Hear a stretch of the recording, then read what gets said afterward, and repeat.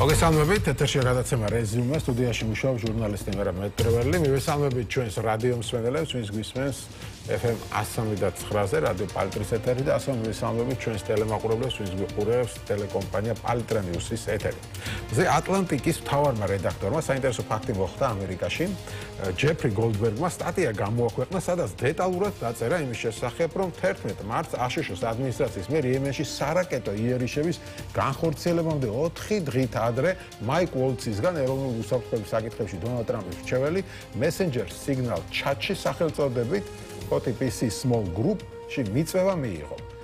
გოლდბერგის ცნობით ჩატში, სადაც ამერიკელი მაღალჩინოსნები სამხედრო გეგმებს განიხილავდნენ, 18 ადამიანი იყო. მათ შორის აშშ-ის თავდაცვის მდივანი პეტ ჰექსეტი, აშშ-ის ვიცე-პრეზიდენტი ჯეი ვენსი, სახელმწიფო მდივანი მარკო რუბიო, ეროვნული დაზვერვის დირექტორი ტულსი გაბარდი, CIA-ს დირექტორი ჯონ რედკლიფი, ახლო აღმოსავლეთში დონალდ ტრამპის სპეციალური წარმომადგენელი სტივ უოტკოფი და სხვები. მოგვიანებით აშშ-ის პრეზიდენტმა დონალდ ტრამპმა თეთრ სახლში ჟურნალისტებს განუცხადა, რომ გავრცელებული ინფორმაციის შესახებ არაფერი იცის. თავდაცვის მინისტრმა კი უარყო. თუმცა ეს რედაქტორი წერს, რომ მასაც თავიდან ხუმრობა ეგონა, წარმოიდგინეთ, ეხლა საიდუმლო ჩატში, სიგნალის ჩატში დაამატეს გაზეთის რედაქტორი, ჟურნალისტი, როგორც გაიგვა შეცდომით და პირდაპირ ადევნებდა თვალყურს, როგორ იგეგმებოდა ოპერაცია იემენში სარაკეტო დარტყმებისთან ამერიკამ როგორ უნდა განახორციელოს სარაკეტო დარტყმები. თავიდან ხუმრობა ეგონა, მაგრამ შემდეგ როცა მეორე დღეს ნახა, რომ სარაკეტო დარტყმები მართლა განხორციელდა, მიხვდა, რომ აქ ხუმრობა არ იყო. ნუ დიდი სკანდალია ამერიკაში ამასთან დაკავშირებით, როგორ მოხდა ეს ჟურნალისტი ამ ჩატში, მართალია უარყო, როგორც თქვი, თავდაცვის მინისტრმა, ასეთი რამ, მაგრამ თეთრ სახლიდან დაადასტურეს, რომ რაღაც შეცდომა შეიძლება გაპარულიყო.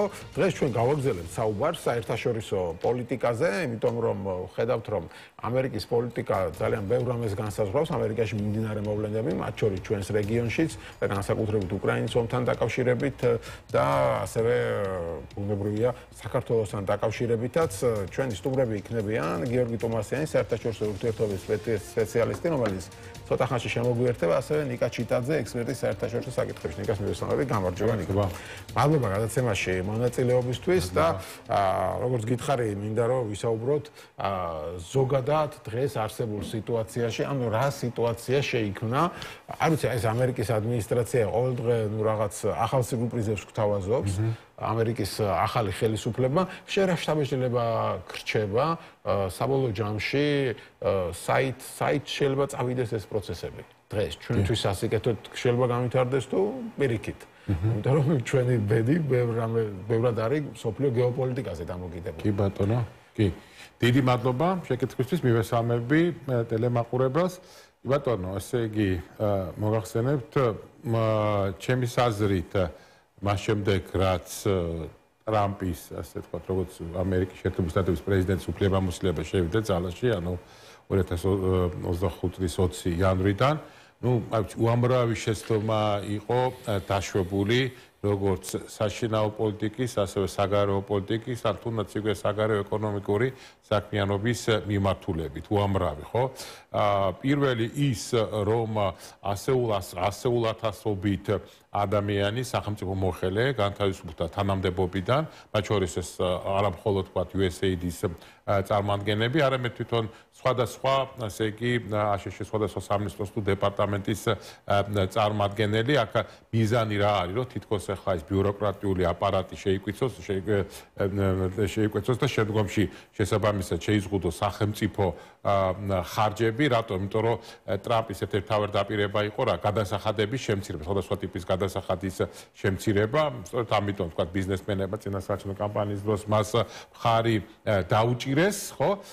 და მაგრამ ამავე დროს, თქვა გადასახადების თუ გადასახადები, ასე თქვა, შემცირდა, ბუნებრივია ამერიკის ბიუჯეტი ვერ მიიღებს, თქვა აქ საუბარია სადღაც 2-3 ტრილიონ დოლარზე, მაგრამ ამიტომაც უნდა შეიზღუდოს ხარჯები. მათ შორის რაც შეეხება USAID-ს, ანუ USAID, ამერიკის საერთაშორისო განვითარების სააგენტოს, ასე თქვა, გაუქმება, ეს სააგენტო მოგესწრებათ, რომ სახელმწიფო დეპარტამენტს ექვემდებარებოდა, მაგრამ წარმოადგენდა აღნიშნული ინსტიტუტი ერთ-ერთ ბერკეტს იმისა, რომ ამერიკის შეერთებულ შტატებს განახორციელებინა გამოიყენებდნენ საკუთარი რბილი ძალა მსოფლიოს სხვადასხვა რეგიონში და ამით, ასე თქვა, განმტკიცებინა საკუთარი გეოპოლიტიკური, გეოეკონომიკური და გეოსტრატეგიული ინტერესებს. ხოდაშორის ამერიკა მათ შორის და პირველ რიგში USAID-ის მეშვეობით დაახლოებით ყოველწლიურად დაახლოებით სადღაც 40 მილიარდ დოლარს გამოყოფდა, რაც არ არის ამერიკისთვის ძალიან დიდი თანხა, იქიდან გამომდინარე, რომ თქვათ ამერიკის მთლიანი შიდა პროდუქტი შეადგენს დაახლოებით 30 ტრილიონ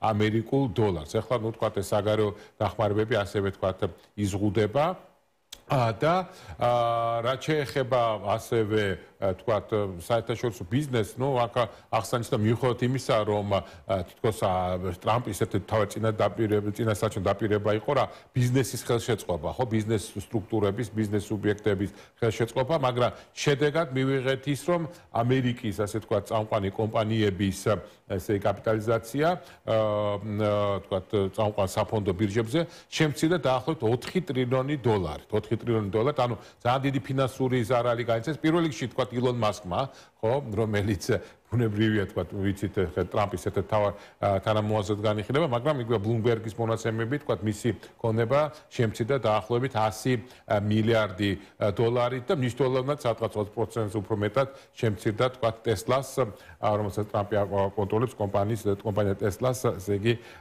გაყიდვების მოცულობა როგორც ასეთი, პლუს აქ ძალიან კარგად ხედავთ იმას, რომ გამოჩნდა ტრამპის ეს თქვათ პოპულისტური ბუნება, ხო? მან განაცხადა, რომ თითქოს იქ 24 საათში შეაჩერებდა ომს რუსეთს და უკრაინას. ამას გარდა ფაქტობრივად ამერიკის პრეზიდენტი ლაპარაკობს დაახლოებით ისე, როგორც რუსეთის პრეზიდენტი. ანუ რაღაცა ტერიტორიები მინდა, კანადა მინდა, გრენლანდია მინდა, ახლა დანიის პრემიერ-მინისტრი ამბობს, რომ გრენლანდიასა და დანიაზე მიუღებელი ზეწოლა ხორციელდება, რომელსაც ერთად გაუწევს წინააღმდეგობას დონალდ ტრამპს გრენლანდიას სურს. ეხლა მაშინ რა განსხვავებაა, ხო? მართლაც რუსეთსა და ამერიკას შორის. შენ თუ მეზობლების მიტაცება გინდა, მაშინ რუსეთ და გააქვს უფლება, რუსეთს რატო არა აქვს ამის უფლება? კი, ზუსტად და ერთ რამეს ვიტყოდი, აი როგორ შეიძლება რომ ახლა მე პირადად, ხო, თქვა საქართველოს რიგით მოქალაქეს რაღაც ენა მომიტრიალდეს და აი რაღაცაში გავამართლო, თქვა რომელიმე დიქტატორი, პირველ რიგში ვლადიმერ პუტინი, ხო? მაგრამ აი პუტინი როდესაც თქვა შეიჭრა უკრაინაში, ხო? ან როდესაც ის შემოჭრა საქართველოში 2008 წელს, ხო? რაღაცა ცდილობდა, რომ რაღაცა აი ეს მორალური რაღაც ასპექტები განეხილა, როგორ თქვა დაიცვა რუსეთმა ოსი ხალხი გენოციდისგან 2008 წელს, ხო?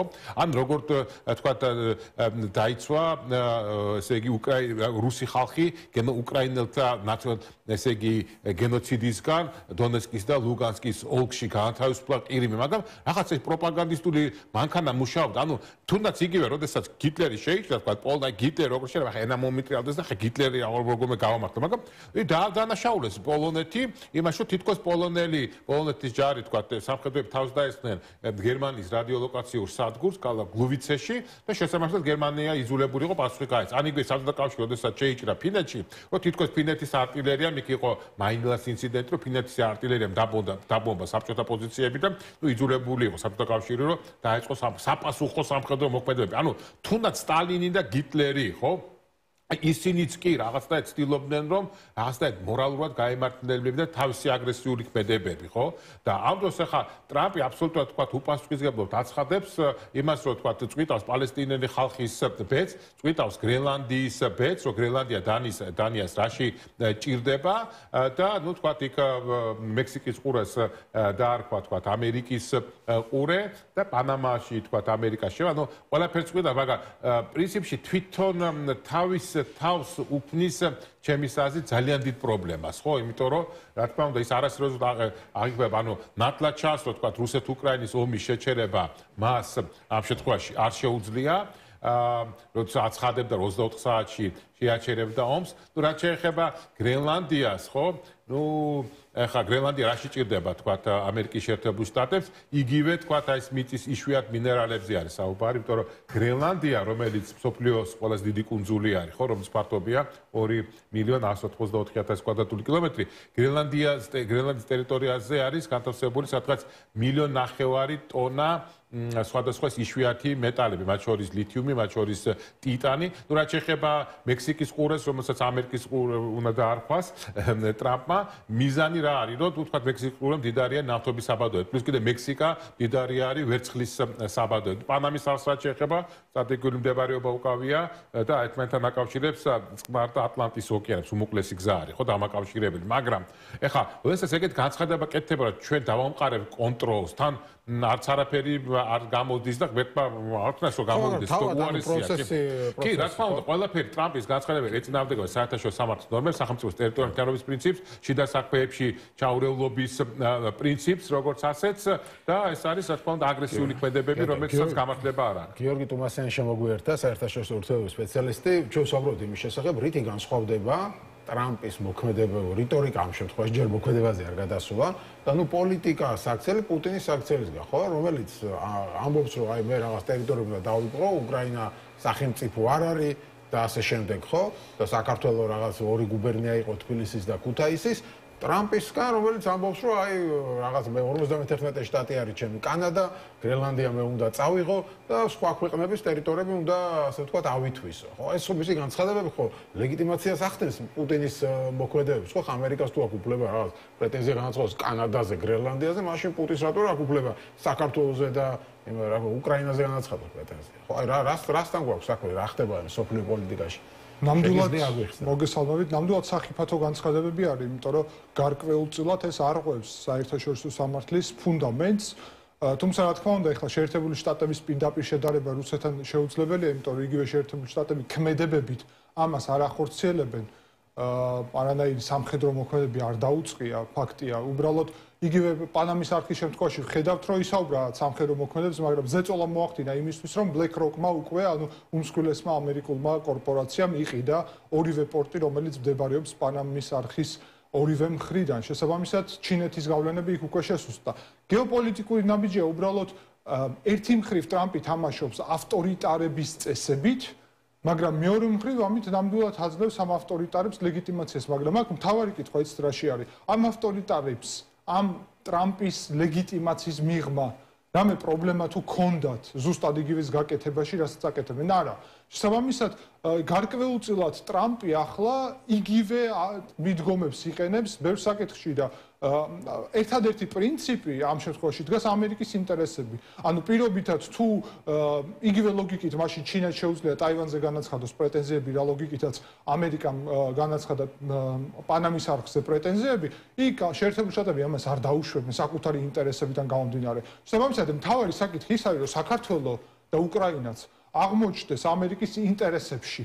იმისთვის რომ ეს არ მოხდეს. სამწუხაროდ ტრამპი ხო, ამას ვამბობ, რომ თუ შენ გინდა რაღაცა რომ მიიტაცო, შენ თუ ასე აზროვნებ, ესე იგი შენთვის ლეგიტიმური ჩანს პუტინის აზროვნებაც და პუტინის საქციელი რომ რაღაცები მიიტაცო. ანუ ეგ არის აქ სახიფათო, ანუ ტრამპის ინტერესებში კი არ აღმოჩნდებით ჩვენ. ტრამპმა შეიძლება თქვას, რომ სწორია პუტინი. რა, მასაც აქვს უფლება, ახლა მეც თუ მინდა აგერ კანადა და გრენლანდია, მასაც უნდა უკრაინა და საქართველო ან რომელიც სხვა ქვეყანა. ანუ აქამდე შეიძლება მივიდეს და მისი ეს განცხადებები ამ შუამავლობაში რაც კეთდება აქამდე ხო მისი წარმომადგენლის განცხადება ვორტკოფის, რომელმაც მოყვარო რაღაცაი პუტინი ლოცულობდა ტრამპზე და ტრამპი და პუტინი რაღაც ერთმანეთს კარგად უგებენ და ასე შემდეგ და ის რომ უკრაინამ ტერიტორიები უნდა დათმოს ვეღარ დაიბრუნებს, ამაზე მიანიშნებს რომ მათი შუამავლობა შეიძლება ამით დასრულდეს. არ ვიცი, რას ფიქრობ გიორგი? და ეს გავს რა თქმა უნდა იგივე შეცდომას, რომელიც მიუნხენში თავის დროს დაუშვეს პრინციპში მოკავშირეებმა და ჩემბერლენმა და იგივე დასავლეთმა შეიძლება ითქვას. შესაბამისად, თავარი საკითხი ის არის, რომ ერთი მხრივ ეს შეიძლება ამერიკის check and balance-ის სისტემამ დააბალანსოს და შეიძლება პოპულისტური განცხადებების მიღმა თლად ასე არ გადავიდეს ტრამპის ეს საკითხი, თუმცა მეორე მხარე არის, ტრამპი არის შეზღუდული მანდატი და დროით მოსული. და ამერიკა სწორედ იმით განსხვავდება რუსეთისგან, ჩინეთისგან და სხვა ქვეყნებისგან, რომ თუნდაც ტრამპი იქ არის შეზღუდული ერთი და მეორე შეზღუდული ვადით მოსული. რაც იმას ნიშნავს, რომ ჩვენ ამ ვადაში უნდა მათ შორის ვიყოთ ძალიან ფრთხილად და ყურადღებით და აქ იზრდება ერთიანი ევროპის როლი, როგორც მათ შორის სამხედრო პოლიტიკური ცენტრის, რომელიც რეალურად იღებს ამ პასუხისმგებლობის საკუთარ თავზე, ერთი მხრივ ბრიტანეთი და საფრანგეთი ბირთვული იარაღის მიმართულებით, გერმანია პრაქტიკულად აბრუნებს შეიარაღებულ ძალებს, რაც არ ქონდა მეორე მსოფლიო ომის მერე, იაპონია ზუსტად იგივე შვება, ასე რომ არ არის მხოლოდ და მხოლოდ შეერთებული შტატები აქ საკითხი, ისიც შეერთებული შტატები არ არის მხოლოდ ტრამპი. მოდით ამაზე შევთანხმდეთ. ხო, მაგის იმედად ვარ. ხო, განსხვავება ხე თავარი ის რჩება, რომ ტრამპი 4 წელიწადში წავა, თუ იქაც არ მოითხოვა რაღაც კონსტიტუციის ცვლილება და კიდე ერთი ვადით არჩევა და პუტინი კიდე როდის წავა კაცმა არ იცის, ხო? სანამ ალბათ უფალი არ მოუხმობს, იქნება და იქნება. ხო, და ამერიკაში რაღაცები შეიძლება და რუსეთში ბევრი რამე არ შეიძლება. აგერ ლუკაშენკო ამბობს ახლა, რომ ჩვენს დიქტატურასო ბევრი შენატრის მთელ მსოფლიოში და ყველაფერი კარგად არის ჩვენს ქვეყანაში. ამ კონტექსტიდან გამომდინარე, მინდა კითხოთ, საქართველოშიც რამდენად შეიძლება, რომ წავიდეთ დიქტატურისკენ, თუ ახლა ბელარუსს გამოუვიდა, რუსეთს გამოუვიდა და ახლა ტრამპმა თქვა, რომ ფეხებზე მკიდია დემოკრატიაო და დიდად როგორც ხედავთ, ჯერ ამის გამო თავს არ იწუხებს, საქართველოსაც მოახერხოს და ამ ხელისუფლებამ ამ გზით სიარული. და ავტორიტარიზმის და ჭანჭიკების უფრო მოჭერა ისე, რომ არანაირი თქვათ, ასე ზეწოლა არ იყოს. კი ბატონო, ვერაფერ დაიფაროს, მაგრამ ეს არის რა თქმა უნდა მოვლენათა განვითარების, შესაძლო განვითარების ყველაზე უარესი სცენარი და საქართველოს დე-ფაქტო ხელისუფლებას რისი იმედი აქვს, რომ ეხლა ტრამპ საქართველოსთვის არ ეცლება, იქ შეიძლება ხვალ თქვა განიხილონ მეგობარი აქტი, თქვა იქ დაგმონ საქართველოს ხელისუფლების ქმედება, მაგრამ რამდენ რა ნაბიჯებს გადადგოს ამერიკა საერთო ჯამში აღმასრულებელი ხელისუფლება ღებულობს, ხო, კონკრეტულ გადაწყვეტილებას, მათ შორის თქვა უშუალოდ პრეზიდენტი და აქედან გამომდინარე თუ თქვა ტრამპ ჯერ არც ალია საქართველოსთვის, იმიტომ რომ ეხლა მისი ყურადღება გადატანილია თქვა რუსეთ-უკრაინის ომზე, იქ პალესტინის საკითხზე, იქ პანამის არხზე, იქ გრენლანდიაზე, იქ სატარიფო ომზე, მათ შორის თქვა ევროკავშირთან მიმართებაში, ჩინეთთან მიმართებაში, ამიტომ არიან ესე თქვა გაგულიანებულები საქართველოს დე-ფაქტო ხელისუფლების წარმომადგენლები და იღებენ თქვა რეპრესიულ კანონებს და უფრო მეტ ასე თქვა რეპრესიულ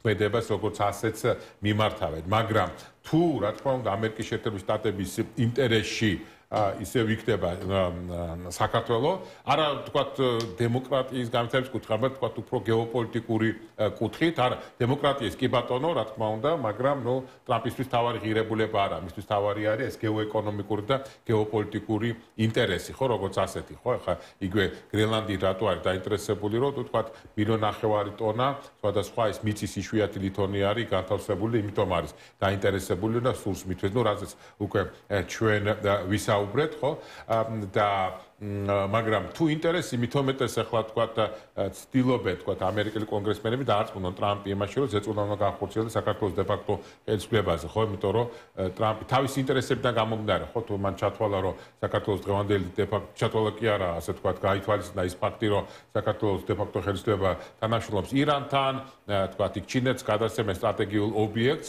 რომლის ინტერესს ამერიკა აფიქსირებდა ტრამპის პირველი პრეზიდენტობის პერიოდში გვახსოვს მაშინ მაიკ პომპეო იყო ამერიკის შეერთებული შტატების სახელმწიფო მდივანი, როდესაც მას ჰქონდა შეხვედრა საქართველოს ყოფილ პრემიერ-მინისტრთან მამუკა ბახტაძესთან, როდესაც მაგრამ ეს პომპეო და ესეთ ხალხი მოიშორა ტრამპმა მეორე ვადად. სულ სხვა ხალხი მოიყვანა. კი, მაგრამ ფაქტია რომ თქონდა ის გაგზიანდება იმ ფაქტზე, რომ ჩინურ კომპანიას უნდა გადაეცეს ეს ჩინურ კომპანიასთანაც თავი აქვს შეკავებული ქართულ ოცნებას, ჯერჯერობით არ გაუფორმებია საბოლოო შეთანხმება. არ გაუფორმება, ხო, მაგრამ ინიციატივა არის ის გააფორმებს თუ არა. ქართულ ოცნებას ისე ოპერატორი კომპანია უნდა იყოს, თქოს ბელგიური კომპანია, რომელიც შეიძლება გაფორმოს ეს კონტრაქტი არ ჩედეს. გიორგი, შენ როგორ ფიქრობ? არის ასეთ ვითარებაში შანსი, რომ ქართულმა ოცნებამ უბრალოდ რაც უნდა ის გააკეთოს ამ ქვეყანაში? ბევრი რაღაც იქნება დამოკიდებული თურქეთში მიმდინარე პროცესებზე. თუ თურქეთში ჩამოყალიბდა სრულყოფილი ავტორიტარიზმი, მაშინ ეს ავტომატურად, რა თქმა უნდა, იქონიებს ნეგატიურ გავლენას საქართველოსაც. ასევე რეგიონში, რა თქმა უნდა, მნიშვნელოვანი საკითხები დამოკიდებულია ირანთან ურთიერთობებზე. იგივე ტრამპმა დრო მისცა აიათოლას რეჟიმს იმისთვის, რომ ბირთვულ პროგრამაზე შეთანხმდეს და ახალი შეთანხმება დაიდოს ბირთვული კონტროლის. ამაზე ირანიდან პრინციპში უარყოფითი პასუხი არის, რაც ნიშნავს ასევე დაძაბულობას ამ მხრივ. ჩვენ ასევე ხედავთ სამწუხაროდ, რომ აზერბაიჯანი არ მიდის, ასე ვთქვათ, სომხეთთან აი ამ შეთანხმების ხელშეკრულების, მშვიდობის ხელშეკრულების დადებაზე. ანუ ეს იმას ნიშნავს, რომ ტრანსფორმაციის, დემოკრატიზაციის ამ რეგიონში შესაძლებლობა მნიშვნელოვნად დაკლებულია ამ მომენტში. 3+3 გაცილებით უფრო დომინანტურია აქ.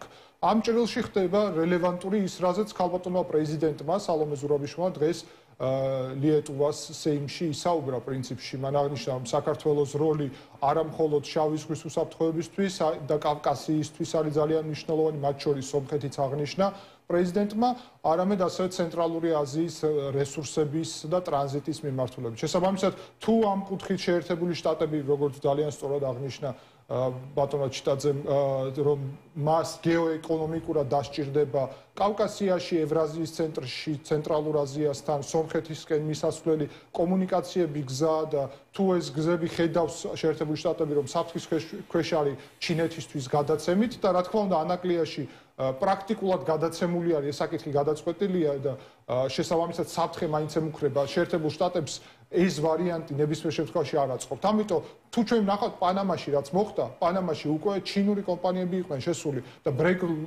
BlackRock-ი ამას რო ყიდულობს რეალურად, ეს არის გეოპოლიტიკური გადაწყვეტილება და არ არის ფინანსური გადაწყვეტილება. ამიტომ თუ ტექნიკურად ტრამპი მოახდენს გადაწყვეტილებას აქვს და ზეწოლას მოახდენს რეჟიმზე იმისთვის რომ იგივე ანაკლია პირველი ნაბიჯი გახდეს სადაც უკან დაიხევს თუნდაც ეს რეჟიმი ეს აუცილებელი არა რეჟიმის ცვლილებამდე მოხდეს ანაკლია არის კარიბჭე საქართველოსკენ და კარიბჭე ამ მთელი რეგიონისკენ და საქართველოს და სომხეთის დემოკრატიზაციის და მე ფართო რეგიონის დემოკრატიზაციის შესაძლებლობა სწორედ ამიტომ თუ ან გეოეკონომიკურად აქტიური იქნება არა მხოლოდ შეერთებული შტატები უნდა ვთქვათ რომ მაგალითად საფრანგეთსა და ყაზახეთს შორის დადებულია ძალიან სერიოზული შეთანხმება ბირთვული საწვავის მიწოდების მიმართულებით ყაზახეთიდან როგორ უნდა მოხდეს რა ტერიტორიებით ეს აქ საქართველოს როლი უდიდესია შესაბამისად იგივე ევროპასაც ექნება თავის წვლილი ამიტომ ძალიან მნიშვნელოვანია ის რაც გააკეთა გერმანიამ გუშინ სანქციები ეს მიდოდა ამაზე ახლა მეკითხა უნდა გაგრძელდეს ეს ზეწოლა გერმანიის მხრიდან სანქციები რამდენად მნიშვნელოვანია და რამდენად შეიძლება ამ მოახდინოს მართლაც გავლენა საქართველოს ხელისუფლებამ. ნუ ჯერჯერობით ისინი არ იმჩნევენ ამ სანქციებს. უნდა იყოს იმ მასშტაბის, უნდა ეს პროცესი გაგრძელდეს გერმანიის მხრიდან.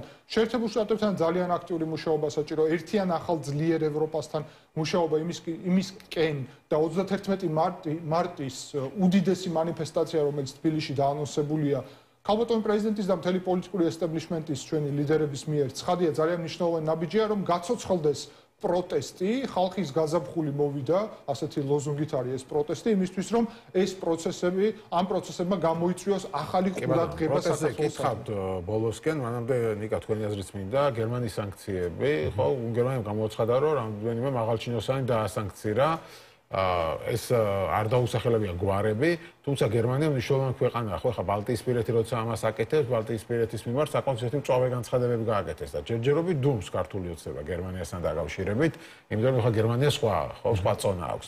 რას ფიქრობ, რა გავლენა ექნება ამას?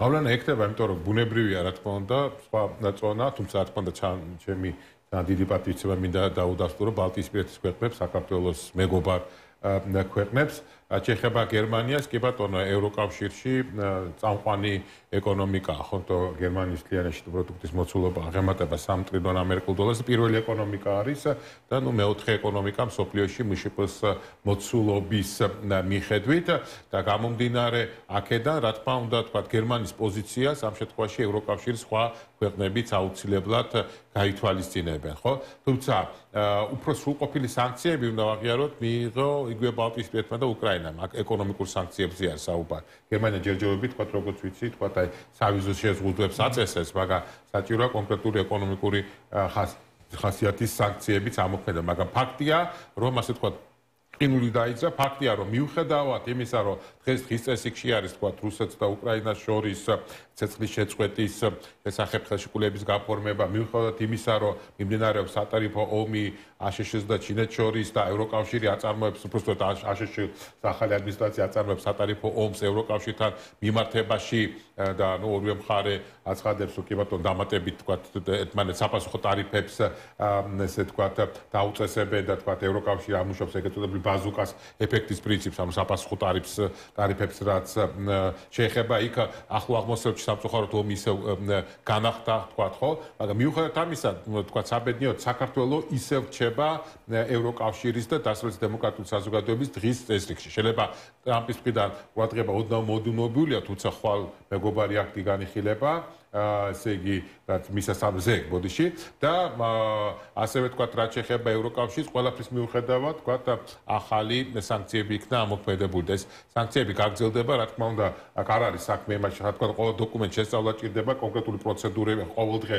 რა თქმა უნდა საქართველოს შესახებ ვერ ისაუბრებს ხო ხო ჩვენ გვსურს თქვათ ხო მაგრამ ყოველ ვერ ისაუბრებს თქვათ საერთაშორისო საზოგადოება ყოველდღე საქართველოს შესახებ ამიტომაც მგონია რომ გერმანია როგორც წონადი ძალა რა თქმა უნდა მის მიერ დაწესებული სანქციები ასევე თქვათ იქნება მისაღები ევროპული სხვა ქვეყნებისთვის მით უმეტეს იმ ფონზე როდესაც უნგრეთი ბლოკავს რომ თვითონ ევროკავშირის ფარგლებში კონსენსუსის საფუძველზე იყოს მიღებული სანქციები საქართველოს დე-ფაქტო ხელისუფლების წარმომადგენელთა და მათთან დაახლოებული პირების მიმართ და ამიტომაც მე ესე მგონია რომ თქვა როცა ბალტიისპირეთმა შექმნა პრეცედენტი გერმანია თქვა და შემდგომ ჩეხეთმა გააგრძელა დღეს გერმანია და მე მგონია რომ სხვა ქვეყნებიც ამ შემთხვევაში რა თქმა უნდა გაითვალისწინებენ გერმანიის პოზიციას კი ბატონო და აი პროტესტზე საუბრობდი ხო რომ თავიდან შეიძლება ასე ვთქვათ ახალი სიცოცხლე გაზაფხულზე მიეცეს ამ პროტესტს თუმცა ნუ პროტესტის შედეგი რა შეიძლება იყოს ხო დღეს სულ არის ეს კითხვა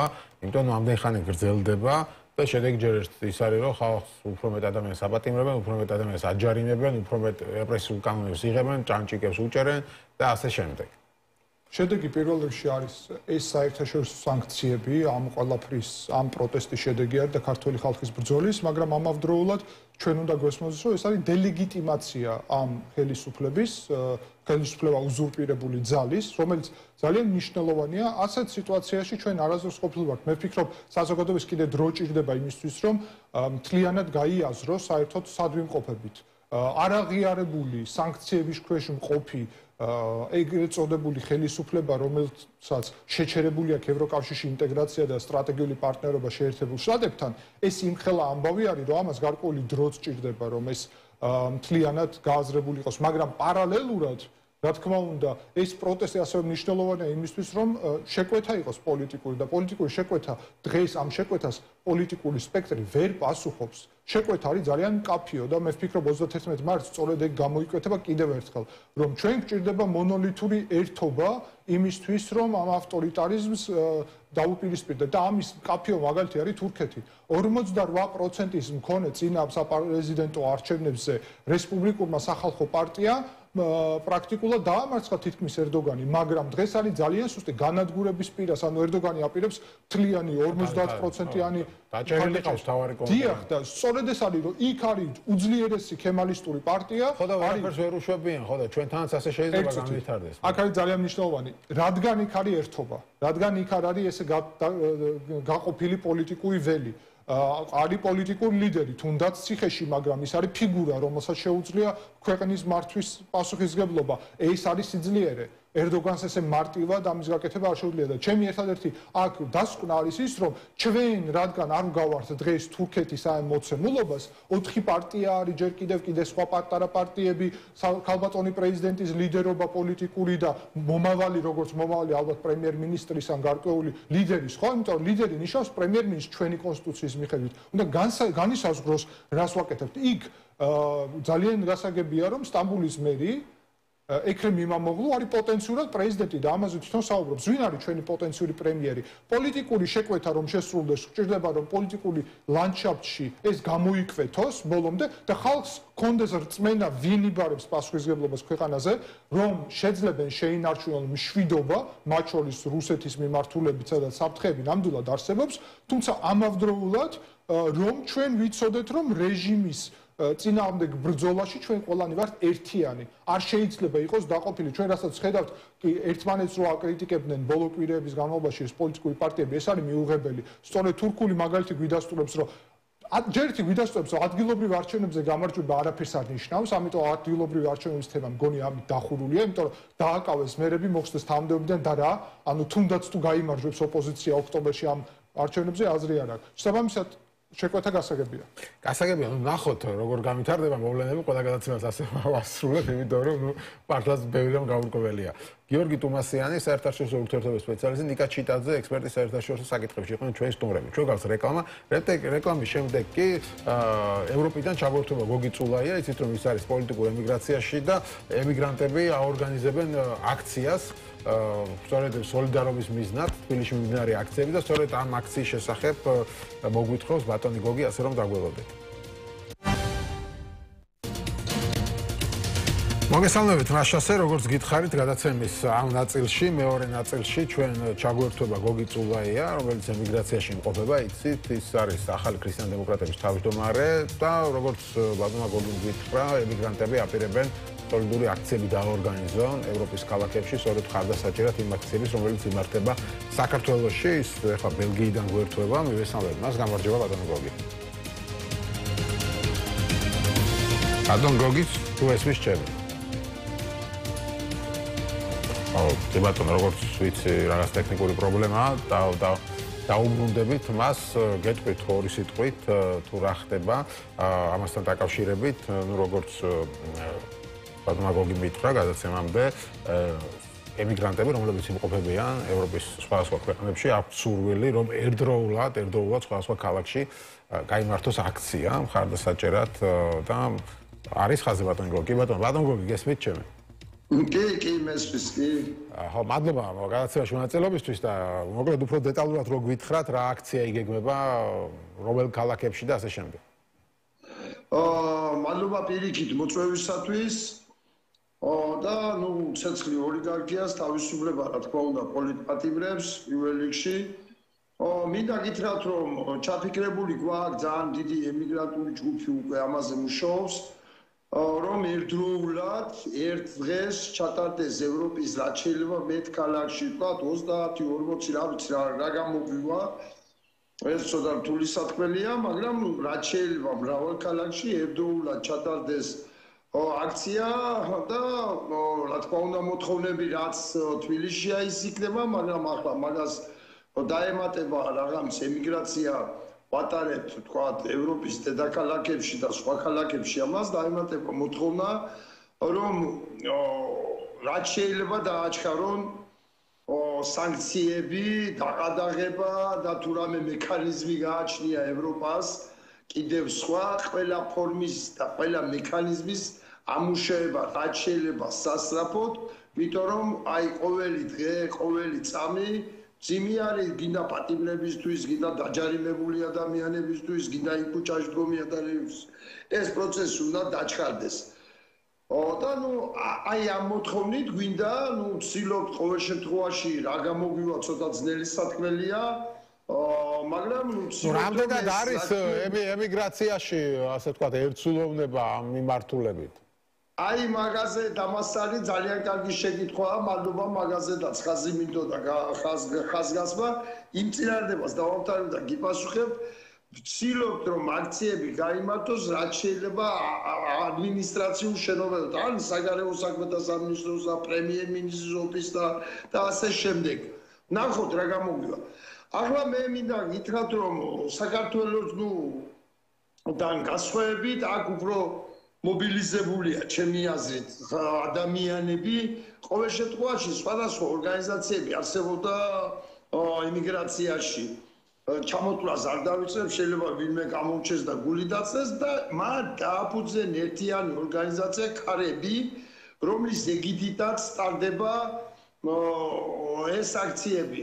ეს არის ძალიან კარგი და შეძლენ ქართველებმა აქ მაინც შეძლენ ემიგრაციაში, რომ სხვადასხვა პოლიტიკური მოსაზრების, სხვადასხვა გემოვნების და სხვადასხვა ადამიანებმა შეძლენ ერთი ორგანიზაციის შექმნა, რაც კარგი იქნება და მაგალითია მაგ მოქმედი პოლიტიკური პარტიებისთვის ჩემი აზრით, ამის ეგიდით ჩატარდება ეს ყველაფერი და კი მე აქ უფრო ვახერხებთ ეთყობა ურთიერთობას და ურთიერთგაგებას, ვიდრე საქართველოში როგორც ვატყობ, შეიძლება ცოტა გადაჭარბებულად ვსაუბრობ, არ ვიცი. ნუ ყოველ შემთხვევაში ემიგრაციაში მეტი თანხმობაა ჩემი აზრით. ხო, თუმცა ამ ხელისუფლებასაც ყავს მხარდამჭერები ემიგრაციაში, ხო? რა თქმა უნდა, მაგრამ ნუ ახლა ვიცით ხო 83-17% დამტარდა, ახლა 17% მით უმეტეს როგორ ჩატარდა არჩევნები, ყველა მიცით რომ ყველა პირობა შექმნილ ემიგრანტებს მაქსიმუმს არ მიეღო მონაწილეობა, თორემ 83-17 კი არა, შეიძლება 90-10 ყოფილიყო და ნუ თუნდაც 17% მოხრე ნამდვილად ვერ ახდენს ემიგრაციულ განწყობაზე დიდ გავლენას. მე მინდოდა მე თქვა თქვენთვის მადლობა ძალიან კარგი რომ ჩამდეთ და მინდა მოუწოდო სხვებსაც ტელევიზიებს მინდა ისევე საქართველოს მცხოვრებ ადამიანებს მოუწოდო ვინც ოპოზიციურადაა განწყობილი და ვინც ამ მოსაზრებას ითვალისწინებს რომ ერთი დიდი აქცია ევროპის დასანახად და თუნდაც საქართველოში მცხოვრები ადამიანების დასანახად რომ ჩვენ ადავნებებულად და ვიბრძვით იქნება კარგი და მოუწოდო რომ ხელი შეუწყონ ამას იმიტომ რომ იყოფი ადამიანები მშობლებია ხო ესენი და-ძმები, მეგობრები, მეზობლები და კომუნიკაცია სატელეფონო კონდეს ტელევიზიებიდან იყოს ეს მოწოდებები როგორც თქვა 31 მარტის მოწოდებები ასე მაგალ დონეზე თუ ავიყვანთ მე ვთვლი რომ ძალიან კარგი იქნება ასეთი მასშტაბური აქციის ჩატარება ევროპის ტერიტორიებზე, იმიტომ რომ ეს მართლა დააჩქარებს, მართლა ყოველწუთი დასათვლელია და მართლა დააჩქარებს აქციებს, იმას სანქციებს. ამიტომ მოუწოდებს ყველას ვიაქტიუროთ ამ ფორმით, ემიგრანტი ვარ თუ არა ემიგრანტი. კი ბატონო, ზოგადად ქვეყანაში შექმნილ ვითარებაზე რას ფიქრობთ? ხო, ნუ საით მიდის ეს ხელისუფლება თქვენი აზრით? ნუ ჩემი ხელისუფლება კაიხნის წასული არის, ეს ახლა უკვე გასაგებია, ეს დიქტატურის მშენებლობა და მეტი არაფერი, პრინციპში უკვე დიქტატურა დამყარებულია ჩემი აზრით, რასაც ისინი კადრულობენ და დღეს თუნდაც სასამართლოზე ახლა ვაკვირდებოდ ინფორმაციებს, ემიგრანტი დედა რომელიც შვილის სანახავად ჩამოვიდა და სასამართლო პროცესს არ დაასრულა და არ შეუშვა მოსამართლე, ნუ 37-იანი წლები მეტი რა სიკვდილი იყო, ახლა პირდაპირ დახვრეტები არა აქვს, თორემ მორალურად, სულიერად, ფიზიკურად ყურიტავენ ყოველ შემოსავლად უკვე. ხო, ნუ ახლა ხო და 37 წელია მე ჩემი აზრით ეს უკვე და ამიტომ უკომპრომისო უნდა იყოს ბრძოლა, ამიტომ უნდა იყოს ემიგრაციის შართულობაც უკომპრომისო და შეურიგებელი და აუცილებელი და ნუ ბრძოლა, რა ვიცი, ახლა 31-ისა მე მინდა ვთხოვო პოლიტიკურ პარტიებს, რა ვიცი, ახლა მე რა ჩემზე უკეთესად გახსოვს, ალბათ გინდა მიშას პერიოდის წინ, როცა დიდ აქციას რამეს დავთქვამდით, გინდა შევარნაძის წინააღმდეგ ბრძოლის დროს გითხო, ავტოკოლონებს ვაკეთებდით, გახსოვს, ალბათ გავდიოდით რეგიონებში, ვესაუბრებოდით, აქციებს ვატარებდით და მოცული იყო მთელი საქართველოს ვიცავდით. კარგი იქნება 31-მდე თუ მოახერხებენ პოლიტიკოსები ამის გარშემო მაინც გაერთიანებას და აი მეტი დიდი მზადება იქნება. შეიძლება მე ვწები აქედან ემიგრაციიდან ვერ უყურებ სიტუაციას. სწორად, შეიძლება ვწები ბოდიშუტი, მაგრამ ვთვლი რომ არასაკმარისად მუშაობს პარტიები, თუნდაც ქალბატონი სალომე ზურაბიშვილი იმისთვის რომ ეს იყოს მასშტაბური და ყველაზე მთავარი რაცაა და აუცილებელი ჩემი აზრით, ჩვენ ვინახია 200,000-იანი აქციები, მერე გულდაწყვეტილი დაშლილი ადამიანები, რომლებიც მიდიოდნენ უკმაყოფილების შეგრძნებით. აი მერე რა რო შევიკრიბეთ და რაღაც, ხო, ეს შეგრძნება რომ გაუქრეს და ახლა იმედიანად გამოვიდნენ ადამიანები, საჭიროა ჩემი აზრით დაიდოს გეგმა, აი შევიკრიბებით 200,000, მაშინ გავაგზავნებთ ამას, გაგზავნებენ ეკრება თბილისის პარალიზები, კარვების დადგმა, რავი, რაღაც მოსაფიქრებელია ყოველ შემთხვევაში, იქ მოსული ადამიანებისთვის იმის განცდის გაჩენა, რომ შედეგი ეკრება მის მოსვლას და ასე უფრო მეტი ადამიანი მოვა. იმიტომ ძალიან ბევრი ადამიანი მე ვიცი, ჩემი სამეგობრო ხომ აქვს სატელეფონო კავშირები. გულგატეხილები არიან, შედეგს ვერ უყურებ და რატომ მივიდე? ეს უნდა შედეგი რა შეიძლება იყოს ასე სწრაფად ახლა ხო ანუ ქუჩაში გამოსვლით ასე უცებ ხელისუფლება არ წავა ბუნებრივია რა შეიძლება მაგრამ რო დააწუნო იმაში ადამიანები რო დააწუნო რომ ამას გაგზელება ექნება და ეს ერთდღიანია ეს მაინც უნდა მოახერხოთ ჩემი ეს ყოველ შემთხვევაში ჩემი გადმოსახეთი აქედან მე ამავ რო ახლა ყველაზე მაგარი მე ვარ და დედაია ჩემზე მეტი არავინ არ იცის თქო მაგრამ მე ყოველ შემთხვევაში ასე უყურებ რომ აი ეს უნდა მოხდეს და ნუ ახლა როდეს ან თუნდაც ის რომ აქცია შეიკრიბება ეს დიდი აქცია ის მაინც დაანონსო რომ რაღაც სახალხო პროსაკეთებელი კოალიციურ საკოორდინაციო საბჭოს გავაკეთებ არჩევით აი თურქეთში მაგალითად ახლა გამევიყენოთ ხო თურქეთის მაგალითი თურქეთში ახლა არჩევნები ჩაატარენ ქუჩაში ხო დემონსტრანტებმა აი რაღაც ასეთი ფორმა შესათავაზებელი ადამიანებისთვის რომ მეტი მოტივირებულად მოვიდნენ აი ჩატარდეს სახალხო ფრონტებიჩო დამბუზებელი კლუბი რაღაცებიჩო მე არ მაგალითად ზარ რეცეპტებს მე თავაზობ იდეებს და ამაზე საუბარი შეიძლება და საერთოდ თვითმმართველობაზე საუბარს თავი დაანებო ჯობია და ისაუბრონ ამ თემებზე აი როგორ გაგრძელებას ვაძლევთ 31-ის შემდეგ რა ვიცი რა ნუ 1000 რაღაცა მოსაფიქრებელი გასაკეთებელი რომ რაც შეიძლება მართლა იმ წუთას შედეგს არ დააყენებს მაგრამ შედეგისკენ რომ დაგვძრავს ამის იმედს რომ გაუჩეს ადამიანებს და ეს ვარ იქნება მხოლოდ ერთდღიანი შეკრება ამის იმედს რომ გაუჩეს ადამიანებს უფრო მეტი გამოვა ქუჩაში ვიდრე თქვათ ისე თუ არ ვიმუშაებთ აი ოპოზიცია ახსენეთ თქვენ ოპოზიციის რაღაც მოქმედებები და თქვენ დიდი ხანია პოლიტიკაში დიდი ხანის განმავლობაში იყავით ჯერ კიდევ სააკაშვილის პერიოდში ხო შეიძლება მანამდეც და ამიტომ აინტერესებს შევანაცის ეპოქაში პირველი პარლამენტის წევრი ვარ 92-93 წელს. კი ბატონო, ხო და შესაბამისად რას ფიქრობთ დღევანდელი ოპოზიციაზე? ანუ რას აკეთებენ ისინი სწორად, ან ვერ აკეთებენ თქვენი აზრით სწორად? ამით ავასრულებ.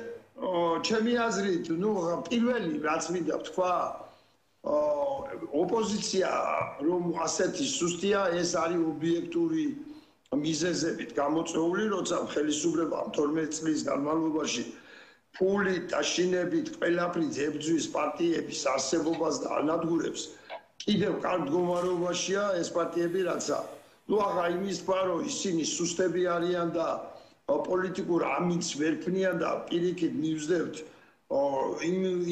იმ თამაშს მივზებს, რა თამაშსაც ხელისუფლება თავაზობს.